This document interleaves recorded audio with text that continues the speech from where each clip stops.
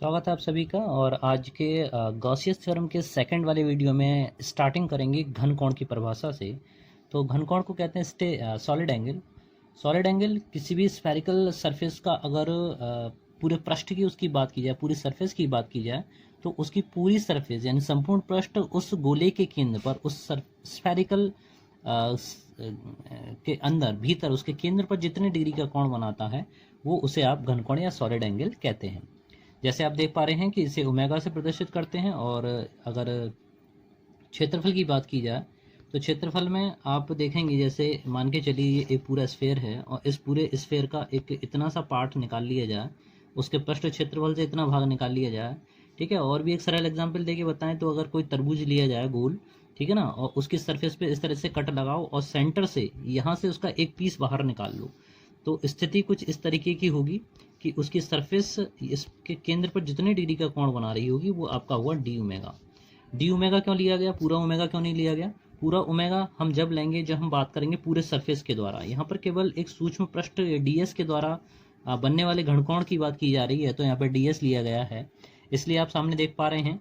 और ये भी सभी लोग अच्छे से समझ लीजिए कि जो भी पृष्ठ है उससे अगर केंद्र तक पहुंचेंगे तो दोनों ही पृष्ठों यानी किसी भी पृष्ठ के बिंदु से अगर आप केंद्र तक जाते हैं तो वहां तक की डिस्टेंस आर होगी, जो उस गोले की त्रिज्या के बराबर होना चाहिए।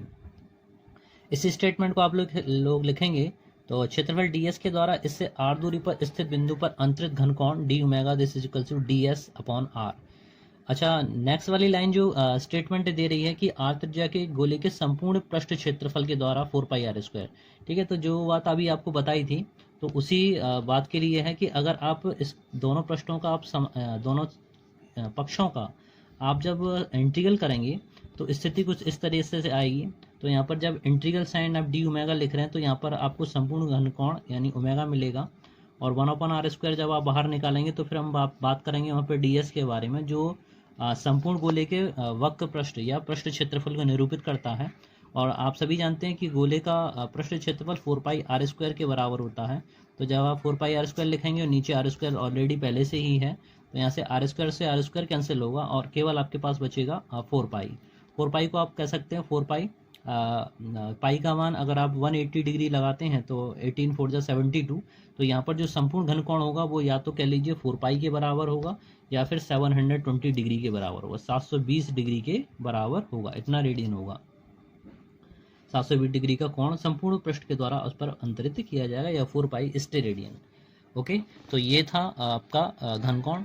अगर इसमें एक चीज़ और है कि अगर ये पृष्ठ थीटा कोण बनाता हुआ हो, जैसे चित्र के माध्यम से समझते हैं, तो जैसे चित्र आप सामने देख पा रहे हैं यहाँ पर जो क्षेत्रफल है वो थीटा कोण पर है, ठीक है ना। यहाँ पर जो एकांक सदिश आपको वेक्टर n दिखाया गया है वो इसके पृष्ठ क्षेत्रफल से थीटा कोण बनाता है। अब इस स्थिति में जो क्षेत्रफल का सदिश होगा, क्षेत्रफल का जो घटक लिया जाएगा वो डी कॉस थीटा, और अंतरित जो कोण है वो आपका डी ओमेगा, बस बातें सब वही हैं। और इस पृष्ठ से दूरी सभी के लिए आर, जो कि वृत्त की गोले की त्रिज्या के बराबर होगी। तो इस कंडीशन में फिर आप जो फॉर्मूला यूज़ करेंगे वो थोड़ा सा अलग हो जाएगा। तो इस कंडीशन के लिए आप ये भाषा लिख के इसको बनाइएगा, तो इस पॉइंट को आप नोट में ज़रूर लिख लीजिएगा। नोट में ये डायग्राम जो भी आपको दिखाया गया उस डायग्राम को आप बनाएंगे और उसके सामने लिखेंगे कि क्षेत्रफल डी एस के द्वारा ओ पर अंतरित घनकोण वही है जो डी एस कॉस थीटा द्वारा ओ पर अंतरित है। अतः क्षेत्रफल अवयव यानी डी एस द्वारा ओ पर जो अंतरित घनकोण होगा उसकी वैल्यू किसके बराबर होगी?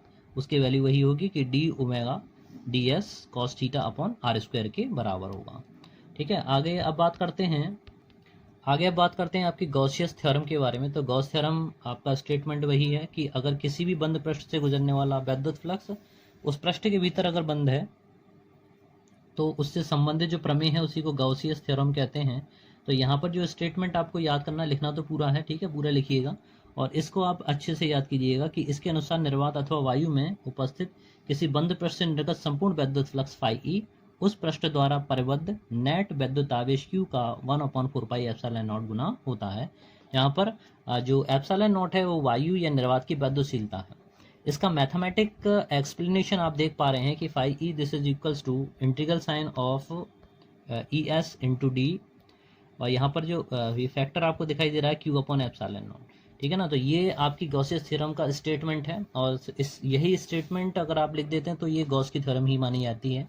इसको इस तरीके से भी आप एक्सप्लेन कर सकते हैं कि यहाँ पर जो कहा गया है कि अगर मान लीजिए ये प्लस क्यू चार्ज है, अगर ये बिंदु आवेश है, तो बिंदु को चारों तरफ से कवर करने के लिए आपको एक उसके चारों तरफ जो बंद पृष्ठ बनाएंगे वो 3 डायमेंशनल होगा और एक स्फीयर की तरह काम करेगा। बच्चे इसमें काफ़ी कंफ्यूज रहते हैं कि 3 डायमेंशन फिगर यानी वृत्त और स्फीयर में दोनों में अंतर है। सर्कल की बात की जाए तो सर्कल आपकी एक 2 डायमेंशन क्वांटिटी है, जबकि हम यहाँ कहीं भी अगर किसी क्लोज सरफेस को, अगर किसी बिंदु आवेश को चारों तरफ से कवर करते हैं तो उसको बंद करने के लिए जो काल्पनिक पृष्ठ होगा उसकी आकृति एक स्फीयर के समान होगी, एक गोले के समान होगी। वहीं पर अगर आप किसी लाइन चार्ज यानी रेखीय आवेश को कवर करते हैं तो इसको कवर करने के लिए इसके चारों तरफ आपको एक सिलेंडर बनाना पड़ेगा।